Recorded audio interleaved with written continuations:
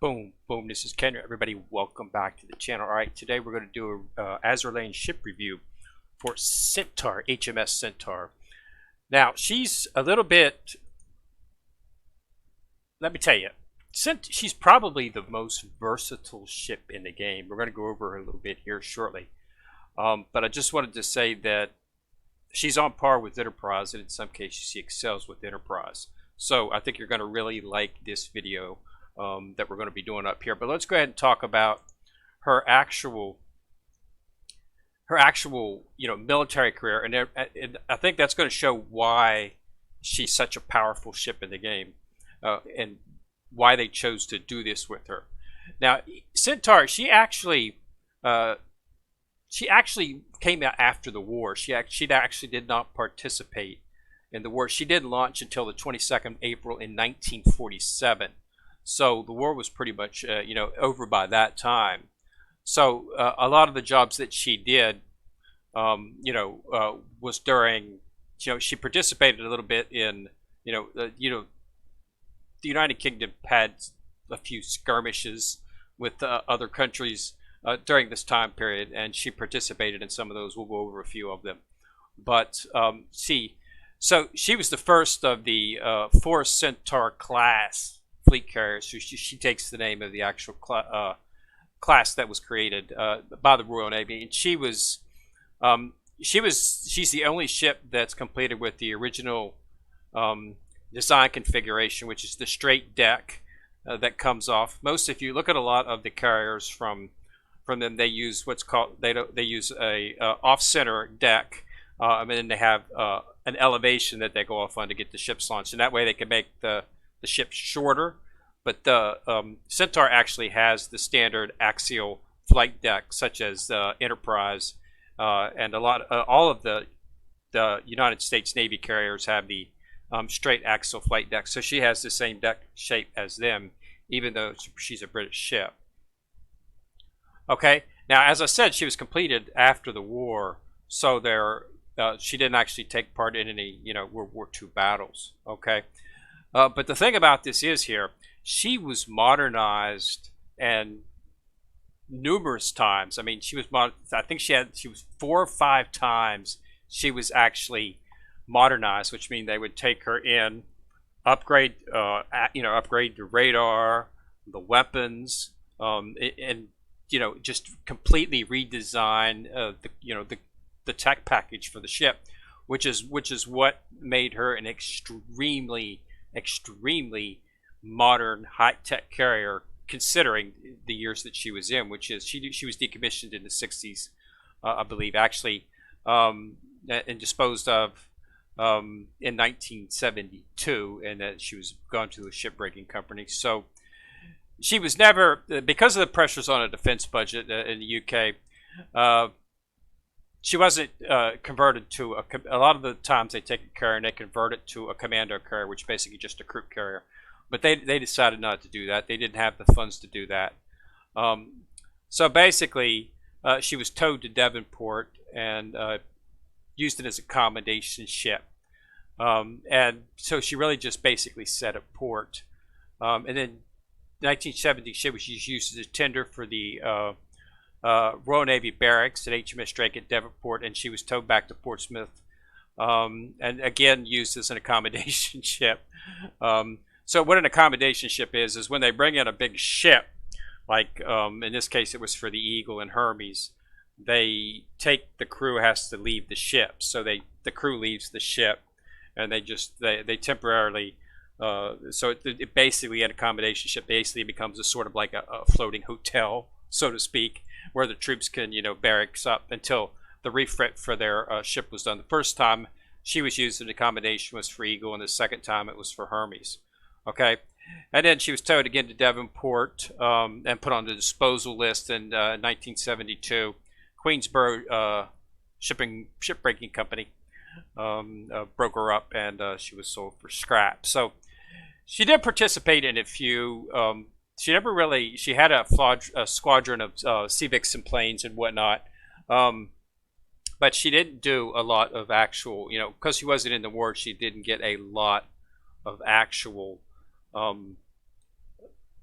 battles and stuff that you could that everybody would be familiar with, but she did assist the Royal Navy.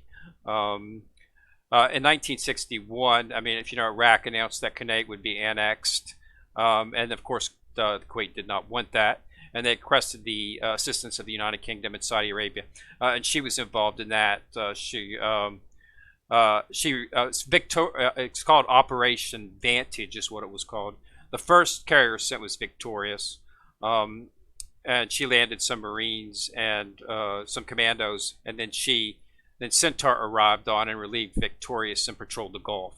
So as you can see, she really didn't do a whole lot of actual engagement, but because she was modernized and continually commissioned like 4 times, she became and is at the time she was a super powerful ship, which is why you've got a lot of people saying that she's actually more powerful than Enterprise in terms of what she has, kit-wise. Okay, so let's go ahead and take a look at what we got in terms of stats. So this is Centaur right here. As you see, I've got her planes fully maxed out. Now, stat-wise, if you look at these stats, these base stats here, you'll find out that these stats, every one of these stats is higher than SR class carriers. So these stats are higher than Enterprise, except for aviation. And her aviation is higher than a lot of other SR carriers, just not Enterprise, because Enterprise, Enterprise, when she activates her, she has excellent, when she activates Lucky E, which is her skill, she wipes the board. But Centaur is a light character, but there's absolutely nothing light about her at all, considering the stats are well above SR carriers. So that's why one of the reasons that she's one of the best, if not the best carrier in the game, is because of that. So let's take a look at what really sets her apart is the skill set that she has. And let's talk about, see, when she launches an airstrike, she has, when this ship launches, it launches an additional airstrike. So she basically launches 2 airstrike, and the damage is based on the skills level. Okay, and what it does is it decreases the speed by 40% for all enemies hit by it. So you're basically slowing down the enemy. Okay, it also increases the ship's damage to BCs are unaffected by 10%. So slow, basically. So you've got damage. The first airstrike does damage. The second airstrike does slow. So see, damages, slows them down. Now, slowing down ships means that other ships have a much higher accuracy rating because they hit ships because they're slow. And then when this ship launches an airstrike, increases your main fleet's aviation by 15 and firepower by 10. So this basically increases, it's a buff that she gets, that she puts out to the other team. So you can actually, she's an HMS ship, so if you actually put her in with Queen Elizabeth, HMS ships are going to be getting a double buff. Okay, so very good for synergies. Okay, she's the most versatile ship in the game. Good anti-air, strong backline, but she also slows and deals damage.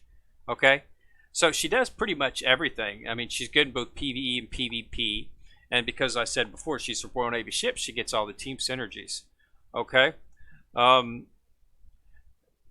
because she's a light character, if you use her in some of the hard modes, you can't put her in because she doesn't go in the carrier slot because she's a light carrier, and as such, the slot that they have in the hard mode says carrier, and you won't have an option to put her in there because she's a light character. So she's not considered a full carrier. She's a light character, even though she's more powerful. But yeah, so she's on par with Enterprise when it comes right down to it, stat wise and skill wise. So she's definitely a ship that you want to fully get and fully limit break. Her limit breaking throws down torpedo bombers and torpedo bomber efficiency. Second tier, 1 hangar capacity for she get +1, all fighters +1, fighter efficiency up 10%. That's a pretty big buff. And then on tier 3, we get more to torpedo bomber efficiency. that second airstrike that happens is actually is torpedoes from the torpedo bombers, and it throws out an immense amount of torpedoes. So pretty much everything on the screen is pretty much hit by those torpedoes, and that causes them to slow down. And when they slow down, the higher the accuracy of your battleships and whatnot, because of the slow, it does more damage. So it's a very, very, very good skill, and it's definitely what makes her a top of the line in terms. Her fighter, her air fighter efficiencies are pretty good. You can equip her with you definitely want to put a Sea Fang on her, because the Sea Fang is excellent plane for her, because of its armament. So you definitely want to put a Sea Fang on her. You might want to put a Sea Fury on her well too if you have one. And a torpedo bomber, you probably want to use the TPD, because it's just the best. And starting with the second airstrike from this ship, the aircraft gets replaced by so TPV Avengers. So you definitely want to have a good bomber, and the torpedo bomber is pretty much the best one. And you can see how high the torpedo bomber efficiency is, and this is good because that second strike is what does the slow. So putting a good torpedo bomber on her, so definitely you want to go gold on a torpedo bomber. If you best torpedo bomber that you can get, and you want to put that on her, because that will immensely increase her damage and increase that ability to smack ships for the slow.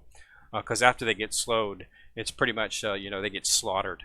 All the ships, because all the other ships, evasion is pretty big in the game, and if they're slow, they can't evade, and they just get ramified pretty quick. So she's definitely on par with Enterprise, and that's why I use her in my main fleet. I have in my backline, I have Monarch, and I have Saratoga, and I have Centaur, and this is the reason why, because in terms she does the damage, the slow. I mean, she's an amazing ship, and it goes in line with when she was created, and she was just kept recommissioned and keep modernizing her, and she was a super powerful ship, and this is why they've done that. They've carried over real life into the actual game, and that's why Centaur is so important. Is because she was an extremely modern carrier, and it shows in her stats being higher stat. They're modernizing designs, hull designs and things like that, and it made her an extremely important and very powerful carrier. So they carried that stats over into the game. So as long as you fully limit break her, max her out, and get a good set of planes on her, and of course on carriers, you want to try to put the catapults on them if you can, because that increases their reload time, and that increases the amount of airstrikes that they can get off. So on Enterprise and Centaur, you definitely want to have double up with the catapults if at all possible, and that way you can faster you get off the airstrikes, the better. So again, Centaur, definitely one of the best ships in the game, something that you definitely want to level up and get in there, and once you do, put it in your fleet, because the damage, the skill set that she has makes her, this is not specific to HMS ships. This is whoever's in the fleet, so you can put her with any fleet, and you don't have to worry about that buff. Is for your entire fleet. Doesn't matter doesn't matter what type of ship. Doesn't matter if it's HMS, U.S. Navy. Doesn't matter if it's Ironblood, Sakura. Doesn't matter. She gives that buff is good for all ships, and that's in the fleet with her. So thanks a lot for watching the review. Go ahead and put a like on the video if you like it, and remember to subscribe to the channel. And once you've subscribed, you can click on the little bell, ding ding, and you'll be notified whenever I drop a new video. So this is Kenrir coming at you from the corner, signing out.